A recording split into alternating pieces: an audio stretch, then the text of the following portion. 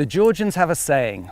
At the beginning of time, when God was giving out land to the various nations of the world, the Georgians were too busy drinking to attend. Arriving late, God was angry and asked why they had dishonored him so. There was now no land to give them. But the Georgians replied that far from dishonoring God, they were late simply because they'd been drinking to his health, and this had taken quite some time.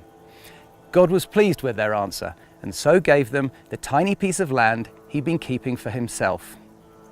My name's Johnny Bealby. I founded Wild Frontiers, and in this short film, I'm going to talk about tourism in one of my favourite countries in the world, Georgia. Georgia is one of the most beautiful countries you're ever likely to visit. The Grand Caucasus Mountains that stretch all the way from the Black Sea coast to the shores of the Caspian Sea are high and untamed, with snowy peaks and lush green valleys that bloom in the spring with a multitude of wild flowers. And among them live the Georgians, an independent race whose creed is giving and living with their delicious food and wine.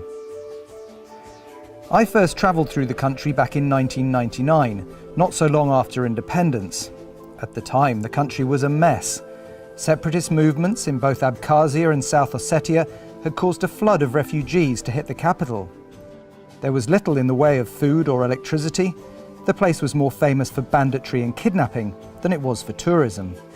But in 2003, all that changed as a new government, under the leadership of Columbia Law School educated and Western-looking Mikhail Saakashvili, took power in the Bloodless Rose Revolution. With the sweeping away of the old communist cronies came investment and a new sense of optimism. I personally brought our first Wild Frontiers group here the following year, and we have been operating adventure holidays in Georgia ever since. The capital of Georgia is Tbilisi, a place with a pretty old town echoing the cultural and religious crossroads on which the city sits. Over the centuries, most regional powers, the Turks, Arabs, Persians, Crusader knights and Cossack warriors, have all ventured this way, with Tbilisi being sacked an extraordinary 27 times. But today it's a lovely place to start and end your trip, with ancient churches, mosques, the old sulphur baths for which the town is famed, great restaurants and some very good accommodation.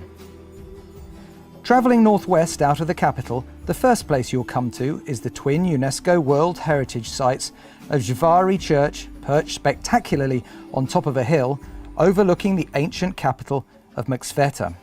Mxfeta is home to one of the country's most important cathedrals, where Christianity was officially adopted as the state's religion back in 337 AD. From here you can carry on north up what's known as the Georgian Military Highway, past the Ananuri fortified church complex, where, if the weather's right, you might like a swim in the adjoining lake, and on into the mountains. And it's the mountains that form the real highlight of most trips to Georgia.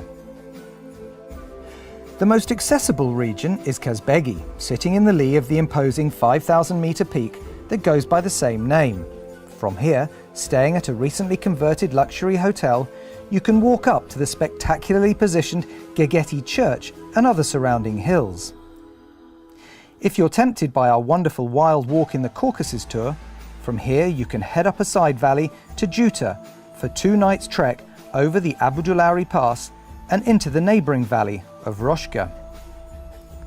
Further to the east is the picturesque valley of Tusheti, where we run our horse riding adventures, and to the west, with some of the highest villages in Europe, lies the remote and rarely visited Svaneti Valley.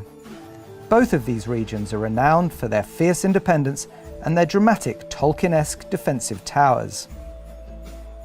But Georgia is not only about the mountains. With a history dating back to Jason and the Argonauts, the Silk Road and Imperial Russia, the country is blessed with a plethora of cultural sites. The pretty town of Gori, birthplace to one of Georgia's most infamous sons, Joseph Stalin, has an excellent museum with all manner of memorabilia, including the train carriage in which Stalin travelled to the Yalta Conference in 1945. At Vadzia and Uplesteke, you have 2 fascinating cave towns. Dating back to the first millennia BC, these troglodyte conurbations, with up to 3,000 dwellings, were used in times of invasion and to avoid religious persecution. At Akalteke, you have an amazing 12th century castle and, very importantly, To the east, in the Kakheti region, you have the home of winemaking. According to the wine historian Hugh Johnson, Georgia has a pretty solid claim as being the birthplace of winemaking, with evidence of viniculture dating back more than 7,000 years. This establishment that I'm at now, called Kazmaruli, has been producing wine since 1533. Needless to say, with that much experience, Georgian wine can be pretty darn good. Added to all that, Georgia is safe and stable and has a good and improving tourist infrastructure. On an adventure here, as well as exploring many impressive cultural sites, you could ride, trek, mountain bike and whitewater raft.